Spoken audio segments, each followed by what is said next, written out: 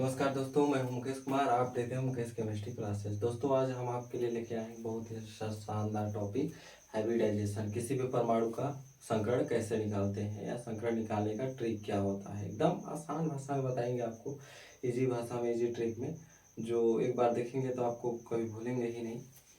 तो चलिए देखते हैं हाइब्रिडाइजेशन, संकरण निकालने का तरीका या ट्रिक। तो सबसे पहले याद रखिए इस फार्मूला को। एक फार्मूला है हाइब्रिडाइजेशन, जिसको एस से डिनोट करते हैं। Number of atom attach that atom. Number of atom मतलब परमाणु की संख्या जो केंद्र परमाणु से जुड़ा होता है। केंद्रीय परमाणु, उसमें हमेशा सेंट्रल एटम रहता है कोई ना कोई, उससे जुड़े हुए परमाणु की संख्या, और क्या बोलते हैं उसमें लोन पेयर इलेक्ट्रॉन कितने हैं। बस दो चीज़ आपको जानना होता है। इसके लिए तो सबसे पहले आपको उसका एटॉमिक मास, बैलेंस, इलेक्ट्रॉन, ये सब याद रहना चाहिए। इसके लिए आपको सबसे ज़्यादा जरूरी होती है प्रेडिक्ट टेबल। प्रेडिक्ट टेबल तो आई होप आप तक अभी तक पढ़ ही लिए होंगे। ठीक, तो बस आपको यहाँ पर संकरण निकालने का तरीका है, उसको मैं बता रहा। तो सबसे पहले देखिए, यहाँ पर देख लीजिए कि कौन से केस में क्या हाइब्रिडाइजेशन होता है। तो यहाँ पर देखिए, 2 के केस में होता है sp, 3 के केस में होता है sp3, 4 के केस में होता है, 3 के केस में होता है sp2, क्योंकि 3 के केस 2 p ऑर्बिटल और एक s ऑर्बिटल बन के sp3 बनाते हैं। 4 के केस में sp3, क्योंकि 3 p ऑर्बिटल और एक s ऑर्बिटल मिलके sp3 बनाते हैं। 5 के केस में होता है sp3, p हमेशा 3 तक ही जाता है, 3 ऑर्बिटल ही होते हैं उसके पास, 3 कक्षक ही होते हैं, तो sp3d। 6 के केस में होता है sp3d2। 7 के केस में होता है sp3d3। इतना आपको याद रखना है। इसके बाद आपका हाइब्रिडाइजेशन निकालना बहुत आसान होगा। तो चलिए वीडियो को ज़्यादा लंबा ना करते हुए देखते हैं। जैसे यहाँ पर देखिएगा, यहाँ एक बार फॉर्मूला को और देख लीजिए। Number of atom attach that atom, केंद्रीय परमाणु से जुड़े हुए परमाणु की संख्या प्लस उसमें लोन पेयर इलेक्ट्रॉन की संख्या। बस इतना ही बोला गया है। केंद्रीय परमाणु से जुड़े हुए इलेक्ट्रॉन की संख्या, कितना इलेक्ट्रॉन जुड़ा हुआ है और उसमें कितना लोन पेयर इलेक्ट्रॉन बच रहा, उसकी संख्या, बस। तो फिर देख लेते हैं यहाँ पर से, जैसे CH4 का देखते हैं। CH4, तो number of attached that atom, केंद्रीय परमाणु हो गया आपका कार्बन। ठीक, तो कितना अटैच जुड़ा हुआ है? 4, तो यहाँ पर कर दीजिए 4। ठीक, अब इसमें लोन पेयर इलेक्ट्रॉन की ज्ञात कीजिए। तो भैया पहले बताया हूँ मैं आपको कि इसके लिए आपको प्रेडिक्टेबल याद होनी चाहिए, या परमाणु क्रमांक। तो कार्बन का परमाणु क्रमांक कितना होता है? कार्बन का होता है 6, कार्बन का होता है 6, तो 2, इसका हो गया 4 इलेक्ट्रॉनिक विन्यास। ठीक, तो क्या बोलते हैं 4। हाइड्रोजन परमाणु कितना जुड़ा हुआ है? 4। अब भैया इसके पास 4 इलेक्ट्रॉन ही है, तो अटैच कितना हुआ है? 4। तो 4 तो पूरा बॉन्ड बनाने में काम कर लिया। तो यहाँ पर कितना हो गया? लोन पेयर इलेक्ट्रॉन अब एक बचा ही नहीं, तो ये हो गया 0 बराबर। 4 के केस में कितना हाइब्रिडाइजेशन है? sp3। ये हो गया सरल तरीका। फॉर्मूला को अगर आप एक बार समझ गए तो बहुत अच्छी तरीके से समझ जाएंगे कि कैसे निकाला, मैं क्या किया। Number of attach that atom, केंद्रीय परमाणु से जुड़े हुए परमाणु की संख्या, मतलब इलेक्ट्रॉन की संख्या। केंद्रीय परमाणु से कितने इलेक्ट्रॉन जुड़ा हुआ है? 4 इलेक्ट्रॉन जुड़ा हुआ है, देखिए 4। ठीक, और यहाँ पर उसका देख लीजिए, कार्बन की कितना होता है? 2, 4, 4, जबकि लास्ट वैलेंस शेल में 4 ही इलेक्ट्रॉन है और चारों बॉन्ड बनाने में काम कर लिया, तो उसके पास इलेक्ट्रॉन तो बचा नहीं। वही बताया गया यहाँ पर, lone pair electron, lone pair बचा ही नहीं, उसी के केस में होता है sp3। यहाँ पर समझ लीजिए 4 बराबर 4, इसके केस में हो गया sp3। ठीक, अब दूसरा देखते हैं, NH3 का देखते हैं। NH3, ठीक, NH3 नंबर ऑफ अटैच परमाणु की संख्या कितना हो गया? 3 जुड़े हुए हैं। ठीक, 3। अब नाइट्रोजन का परमाणु क्रमांक कितना होता है? 7। नाइट्रोजन का हो गया 7। अब कितना इलेक्ट्रॉन हो गया? 2, 5। भैया 5 है यहाँ पर, तो 5 में तो 3 इलेक्ट्रॉन यहाँ बंद बनाने में काम कर लिया, तो कितने इलेक्ट्रॉन बचे? 2। दो दो के केस में पता, तो लोन पेयर इलेक्ट्रॉन कितने हुए, दो बचे हैं इलेक्ट्रॉन। लोन पेयर कितना होगा, इलेक्ट्रॉन युग्म एक। यदि दो इलेक्ट्रॉन बचे हो और यहाँ पर लोन पेयर पूछता है तो वहाँ पर एक होता। अगर चार इलेक्ट्रॉन होते और लोन पेयर पूछता तो दो होता, उसका आधा होता है, इतना याद रखिएगा। ठीक, तो हो गया 3 और एक 4। 4 के केस में कितना हो गया, sp3 हाइब्रिडाइजेशन। क्या हो गया, 4 के केस में sp3 हाइब्रिडाइजेशन। यहाँ पर इसीलिए मैं आपको पहले बता दिया हूँ क्योंकि कंफ्यूजन ना हो। इसी प्रकार देखते हैं अगला टॉपिक IF7। ठीक, IF7 का, IF7 में देखिए आयोडीन के पास कितने इलेक्ट्रॉन जुड़े हुए हैं, कितने परमाणु, 7 7। आयोडीन का, अब यहाँ पर देखते हैं आयोडीन का परमाणु क्रमांक कितना होता है।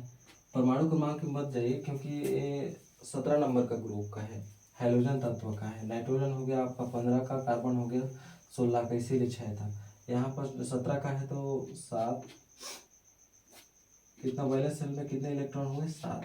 7 है तो 7 तो के साथ बॉन्ड बनाने में काम कर लिया, तो लोन पर इलेक्ट्रॉन बचा नहीं, तो यहाँ पर 0 बराबर कितना हो गया, 7। 7 के केस में कितना हाइब्रिडाइजेशन होता है, देखिए sp3d3 sp3d3, ये हो गया इसका हाइब्रिडाइजेशन। एकदम सिंपल और इजी तरीके से मैं बता रहा हूँ, इतना समझ जाइए, बहुत ही फायदेमंद होने वाला है क्योंकि हाइब्रिडाइजेशन हमेशा पूछा जाता है और ये सब बेसिक चीज़ें हैं भैया, बेसिक चीज़ें, इसको जानना आपके लिए बहुत भी जरूरी है। कोई भी टीचर कुछ भी उठा के पूछ देता है कि उसका हाइब्रिडाइजेशन क्या होनी चाहिए, तो हमको तो पता रहेगा तभी हम बता पाएंगे भाई। तो फिर ठीक, अब अगले केस में देखते हैं H2O का, देखते हैं H2O का। H2O में कितना हाइड्रोजन पर कितना जुड़ा हुआ, केंद्रीय परमाणु हो गया ऑक्सीजन। ठीक, कितना जुड़ा हुआ है, 2। तो ये हो गया 2 प्लस ऑक्सीजन का परमाणु क्रमांक कितना होता है, 16 होता है। क्यों, कौन से ग्रुप का तत्व है, 16वें समूह का है, 16 नंबर का ग्रुप का है। तो बैलेंस सेल में कितने इलेक्ट्रॉन होते हैं, ऑक्सीजन 16। वैलेंस सेल में कितने इलेक्ट्रॉन होते हैं, 6। इतना याद रखिएगा, वैलेंस सेल में 6 इलेक्ट्रॉन होते हैं। तो 6 में तो 2 बॉन्ड बनाने के लिए काम में लगा दिया, 2 बॉन्ड बनाने में काम लगा दिया, 2 माइनस कीजिएगा तो 2 बॉन्ड बनाने में काम में लगा दिया। अब यहाँ पास कितने इलेक्ट्रॉन बचे, 4 बचे। 4 के केस में लोन पेयर कितना हुआ, क्या बताया था, उसका आधा होता है। तो आधा कितना हो गया, आधा हो गया 4 का 2, तो यहाँ पर 2 कितना हो गया, 4। 4 के केस में sp3 हाइब्रिडाइजेशन। यहाँ पर उसको देखिए, बहुत अच्छी तरीके से क्लियर होते जाएगा आपको। अब इसी प्रकार अगला नंबर देखते हैं, जैसे Fe2O, इसका हाइब्रिडाइजेशन क्या होगा। तो अटैच ऑफ हाइड्रोजन परमाणु कितने, केंद्रीय परमाणु के साथ। यहाँ पर केंद्रीय परमाणु कौन सा है उसको पहचानिए पहले। यह हो गया आपका जिनोल केंद्रीय परमाणु का। ठीक, यहाँ पर जिनोल केंद्रीय परमाणु है। तो केंद्रीय परमाणु के साथ कितने परमाणु जुड़े हुए हैं, attach of atom, attach that atom. केंद्रीय परमाणु के साथ कितने परमाणु जुड़े हुए हैं उसकी संख्या को बताना है आपको। तो यहाँ पर 2 1 3 हो गया। अब जिनोल देखिए, जिनोल कितने, कौन से ग्रुप में आता है, ए होता है 18वें नंबर का समूह का तत्व है, ये अक्रिय गैस होता है। तो इसके वैलेंस शेल में कितने इलेक्ट्रॉन होते हैं, 8। तो 8 में तो ये 3 बॉन्ड बनाने में काम कर लिया। ठीक, 8 में 3 बॉन्ड बनाने में काम कर लिया। तो यहाँ पर इलेक्ट्रॉन कितने बचे, 5। इतना याद रखिएगा, ऑक्सीजन हमेशा डबल बॉन्ड बनाता है। ठीक, डबल बॉन्ड बनाता है, तो ऑक्सीजन यहाँ पर डबल बॉन्ड बनाएगा तो फिर 3 तो काम कर दिया, इलेक्ट्रॉन बचे 5। तो फिर यहाँ पर क्या लिख सकते हैं, ऑक्सीजन के ऑक्सीजन 2 बॉन्ड बना लिया, 2 बॉन्ड बना, यहाँ पर कितने हैं, 8 इलेक्ट्रॉन है उसके लास्ट में। ठीक, तो उसमें से फ्लोरीन 2 बॉन्ड बनाया। ऑक्सीजन हमेशा डबल बॉन्ड बनाता है, ऑक्सीजन हमेशा डबल बॉन्ड बनाता है, इतना तो आपको याद ही होगा, ऑक्सीजन हमेशा डबल बॉन्ड बनाता है। फ्लोरीन 2 बॉन्ड बनाया, ऑक्सीजन डबल बॉन्ड बनाया, तो ऑक्सीजन का 2 बॉन्ड और फ्लोरीन का 2 बॉन्ड, कितना हो गया, 4। अब कितने इलेक्ट्रॉन बच गए, यहाँ पर 4 बच गए। 8 में 4 माइनस करेंगे तो 4 ही ना बचेगा भाई, 4 बच गए। 4 में लोन पेयर कितने इलेक्ट्रॉन हुए, उसका आधा, जस्ट अपोजिट आधा हो गया। आधा 4 का आधा कितना हो गया 2, तो यहाँ पर लोन पेयर इलेक्ट्रॉन हो गए 2, कितना हो गया 5। 5 के केस में क्या होता है हाइब्रिडाइजेशन, ये होता है sp3d। sp3d इस ट्रिक को आप ना कहीं पर भी यूज कीजिएगा, बहुत अच्छी तरीके से क्लैरिटी आ जाएगी। एकदम सही मेथड है, एकदम आसान भाषा है। किताब में दिया रहता है 1/2 करके, उसमें कुछ और इधर उधर का दिया रहता है, उसको आप नहीं समझ पाएंगे, उसको समझने में बहुत माथा पच्ची होता है। इसलिए सिंपल और इजी भाषा में इसको बता रहा है, इसको याद कर लीजिए, बहुत ही अच्छा शानदार टॉपिक बनने वाला है आपका। ठीक, ये हो गया। अब इसका हो गया sp3। अब इसी प्रकार देख लेते हैं अगला टॉपिक Fe(F2O2)। अब यहाँ पर देखिए O2 दुआ है तो O2 2 बार है, 2 बार में कितने इलेक्ट्रॉन को खाएगा, ये 4 इलेक्ट्रॉन को खाएगा, क्योंकि हमेशा ये डबल बॉन्ड बनाता है। याद आया अभी, यहाँ पर ऑक्सीजन डबल बॉन्ड बनाता है, तो कितने इलेक्ट्रॉन को खाएगा, 4 इलेक्ट्रॉन को खाएगा। इसी प्रकार देख लेते हैं जो अटैच ऑफ क्या बोलते हैं परमाणु की संख्या कितनी होती है, 4 हो गए, 2a 2a, तो ये हो गया 4 प्लस। यहाँ पर जीनोन को देखते हैं, जीनोन हो गया फिर वही 18वें नंबर का समूह होता है, तो वैलेंस शेल में कितने इलेक्ट्रॉन होते हैं 8। ठीक, 8 है, तो 8 में इसने फ्लोरीन को दो इलेक्ट्रॉन दे दिया, ऑक्सीजन को 2 इलेक्ट्रॉन दे दिया, 2 इलेक्ट्रॉन क्या 4 इलेक्ट्रॉन दे दिया, क्योंकि ऑक्सीजन हमेशा 4 क्या बोलते हैं डबल बॉन्ड बनाता है। फ्लोरीन को दो दे दिया 2, ऑक्सीजन को 4 दे दीजिए 4, तो 6 इलेक्ट्रॉन तो इसमें बॉन्ड बनाने में काम कर लिया। तो यहाँ पास बचा कितना इलेक्ट्रॉन, 2 इलेक्ट्रॉन बचा। ठीक, तो 2 इलेक्ट्रॉन में कितने लोन पेयर हुए, ये देखिए number of attach that atom, इस एटम पर कितने परमाणु जुड़े हुए हैं 4, 2 इसका 2 इसका, यहाँ पर बोला है। अब प्लस किया है लोन पेयर इलेक्ट्रॉन को, लोन पेयर कितने हैं इसमें, तो लोन पेयर को ही तो यहाँ पर बता रहा हूँ मैं कि 8 इलेक्ट्रॉन थे, 2 इलेक्ट्रॉन फ्लोरीन बना लिया बॉन्ड, 4 इलेक्ट्रॉन ऑक्सीजन बना लिया, क्योंकि 2 ऑक्सीजन है तो हमेशा ऑक्सीजन 2 बॉन्ड बनाता है, तो उसमें 2 दूना 4, तो 4 ऑक्सीजन बॉन्ड बना लिया।